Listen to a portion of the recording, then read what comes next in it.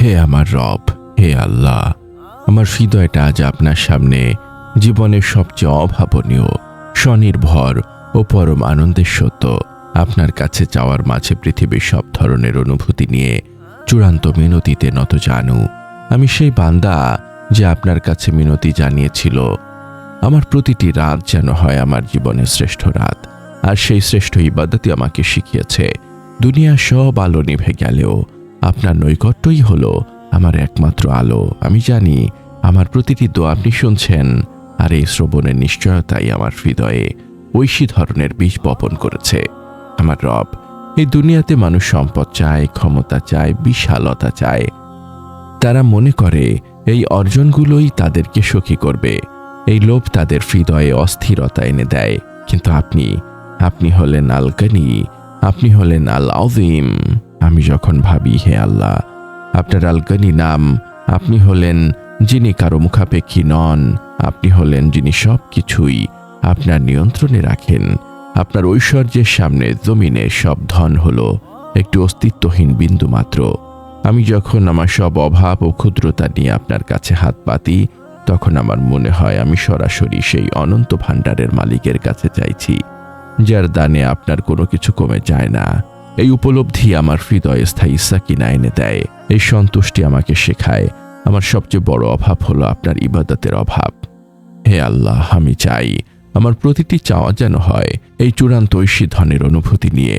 এই অবিচল তাওয়াক্কুলি যেন আমার ফিরে না আসার পথে ইস্তিকামাতের শক্তি হয়। আমার জীবনের শেষ আমল যেন হয় আপনার আল গনি নামের ওপর চূড়ান্ত ভরসার মাধ্যমে সন্তুষ্ট অবস্থায় মৃত্যুবরণ। হে আল গনি, হে আল হামিদ, হে আল আযীম, আমার এই দোয়াকে আপনি কবুল করুন। আমার হৃদয়কে আপনি কানায়াহ দিয়ে পূর্ণ করে ঐশী ধনের অধিকারী করুন।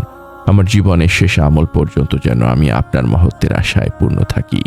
আসসালামু আলাইকুম ওয়া রাহমাতুল্লাহি ওয়া বারাকাতুহু। আমাদের এই প্রশান্তির আয়োজনে আপনাকে স্বাগতম। আলহামদুলিল্লাহ, আমরা আজ আমাদের এই আধ্যাত্মিক সফরের ৩২৩তম পর্ব নিয়ে উপস্থিত। আমরা আজ ঈমানের সেই মূল ভিত্তিকে নিয়ে কথা বলবো, যা মুমিনের আত্মাকে পৃথিবীর সবচেয়ে সুখী করে তোলে এবং তাকে অলসতা থেকে মুক্তি দেয়। তা হলো কানায়াহ, আল গনিয়ের কাছে চাওয়ার মাঝে সব ধন। আপনি যদি আমাদের এই সফরের নতুন সঙ্গী হয়ে থাকেন, তবে আমরা বিশ্বাস করি প্রতিটি কথা, প্রতিটি স্মরণ হৃদয়ের মরচে পড়া দাগগুলোকে মুছে ফেলতে সাহায্য করে। আপনার ঈমানি জীবনকে আরো সমৃদ্ধ করতে চান? আমাদের ব্লগে পড়ুন অনুপ্রেরণামূলক প্রবন্ধ, শুনুন হৃদয় ছোঁয়া অডিও এবং আপনার জীবনের প্রতিটি প্রশ্নের ইসলামিক সমাধান খুঁজে নিন। আজই ভিজিট করুন আমাদের ওয়েবসাইট www.humakonth.com। আজকের এই মোনাজাতটি সেই সব বান্দার জন্য যারা জানেন একমাত্র হৃদয় সন্তুষ্টি হল দুনিয়া ও আখিরাতের শ্রেষ্ঠ সম্পদ। প্রথম অংশ, ধনের দর্শন, আল গনি ও কানায়াহ। আসল ধন কি? কিভাবে আল্লাহর কাছে চাওয়া আমাদের হৃদয় সন্তুষ্টি এনে দেয়? আল গনি ও আল হামিদ। আল্লাহ হলেন আল গনি, পরম ধনী। তিনি স্বয়ং সম্পূর্ণ, তাকে কেউ সাহায্য করতে পারে না, আর তার ধন কখনোই কমে না। তিনি হলেন আল হামিদ, প্রশংসিত। তার এই স্বয়ং সম্পূর্ণতা ও ধনী সত্তা প্রশংসার যোগ্য। যখন আপনি এমন আল গনি রবের কাছে দোয়া করেন, তখন আপনার ক্ষুদ্রতা দূর হয়ে যায় এবং আপনি ঐশ্বরিক ভরসা লাভ করেন। কানায়াহ, আত্মার ধন। রাসূলুল্লাহ সাল্লাল্লাহু আলাইহি ওয়াসাল্লাম বলেছেন, ধন সম্পদের প্রাচুর্য ধনাঢ্যতা নয়, বরং আত্মার ধনাঢ্যতাই প্রকৃত ধনাঢ্যতা। এই আত্মার ধনাঢ্যতাই হলো কানায়াহ বা সন্তুষ্টি। এই সন্তুষ্টি আপনার কালবুল সালিমের পরিষ্কার প্রমাণ। এটি আপনাকে দুনিয়ার লোভ থেকে মুক্তি দেয়। দোয়াই শ্রেষ্ঠ আমল। দোয়া হলো সবচেয়ে বড় ইবাদত। যখন আপনি আপনার আল আযীমকে ডেকে বলেন আমি আপনার কাছে চাই, তখন আপনি চূড়ান্ত বিনয় প্রকাশ করেন। আপনি স্বীকার করেন আমার রবই সবকিছু নিয়ন্ত্রক। এই স্বীকারোক্তি আপনাকে দুনিয়ার সব মানুষের চেয়ে ধনী করে তোলে। ভয় মুক্তি ও নিরাপত্তা। যে ব্যক্তি আল গনিয়ের ওপর নির্ভর করে, সে আর দরিদ্র বা অভাবকে ভয় পায় না। এই নির্ভীকতাই তার হৃদয়ে স্থায়ী সাকিনা এনে দেয়। এই তাওয়াক্কুলই তার সর্বোচ্চ সঞ্চয়। দ্বিতীয় অংশ, ধনের আমল, তাওয়াক্কুল, শুকরিয়া ও ইখলাস। হৃদয়ে ঐশী ধন অর্জনের জন্য মুমিনের আমলগুলো কি হওয়া উচিত? কিভাবে তাওয়াক্কুল এই আমলকে ফলপ্রসূ করে? তাওয়াক্কুল ও চেষ্টা। তাওয়াক্কুল হলো এই ধরনের মূল মন্ত্র। আপনি কাজ করুন, চেষ্টা করুন, কিন্তু আপনার ফলাফলকে আপনার আল ওয়াকিল রবের হাতে সঁপে দিন। এই পূর্ণ নির্ভরতাই আপনার শ্রেষ্ঠ সম্পদ। শুকরিয়া ও কৃতজ্ঞতা। আপনার কাছে যা আছে এবং যা নেই সবকিছুর জন্য আল্লাহর শুকরিয়া আদায় করা। নিয়মিত শুকরিয়াই আপনাকে কানায়ার দিকে নিয়ে যায়। কোরআনে বলা হয়েছে, যদি তোমরা কৃতজ্ঞ হও তবে আমি অবশ্যই তোমাদেরকে আরো বাড়িয়ে দিব। সূরা ইব্রাহিম আয়াত ৭। এই বৃদ্ধি হল ঐশী ধন। ইখলাস ও বিশুদ্ধতা। আপনার প্রতিটি আমল যেন খাঁটি ইখলাসের সাথে হয়। আপনার গোপন আমলগুলোই হলো আপনার আখিরাতের সঞ্চয়। গুপ্ত দান আপনার এই ধনে বরকত নিয়ে আসে। সবর ও নির্ভরতা। কষ্টের সময় সবর করা। এই সবরই আপনার ঈমানের পরিষ্কার প্রমাণ। আপনি জানেন আপনার আল হামিদ রব আপনার কষ্টের প্রতিদান জান্নাতে দেবেন। তৃতীয় অংশ, ফল, ইস্তিকামাত ও হুসনুল খাতিমা।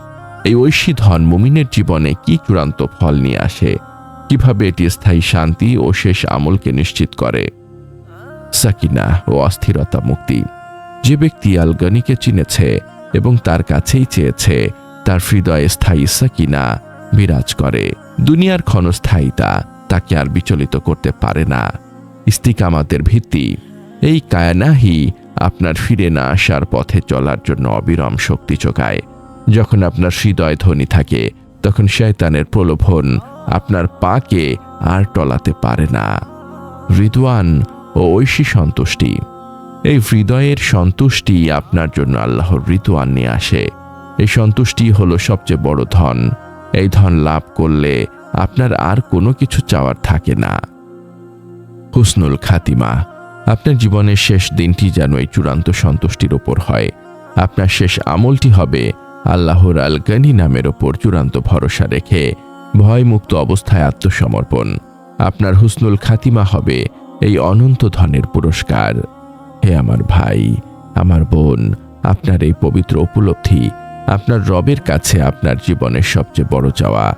আপনার রব আপনার এই জীবনকে স্থায়ী ধন্যাঢ্যতা ও অনন্ত সফলতার আলোয় পূর্ণ করুন। হে আল্লাহ, হে আল গনি, হে আল হামিদ, হে আল আযীম, আমি যখন আপনার কাছে চাই আমার মনে হয় আমি পৃথিবীর সবচেয়ে ধনী। আমার সন্তুষ্টিকে আপনি আমার মুক্তি ও আখিরাতের পাথেয় বানান। হে রব, আমার কলবুল সালিমকে আপনার মহত্বের জন্য উন্মুক্ত করুন।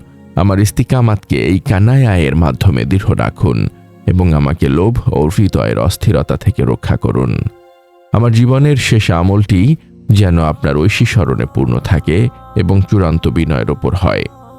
হে আল্লাহ, আমি আপনার কাছে হৃদয়ের পরিচ্ছন্নতা চাই, আর প্রশস্ত রিজিক চাই, আর এমন ধন চাই যার পরে আর দারিদ্র্য নেই। হে দয়ালুদের মধ্যে শ্রেষ্ঠ দয়ালু। আমিন ইয়া রাব্বাল আলামিন।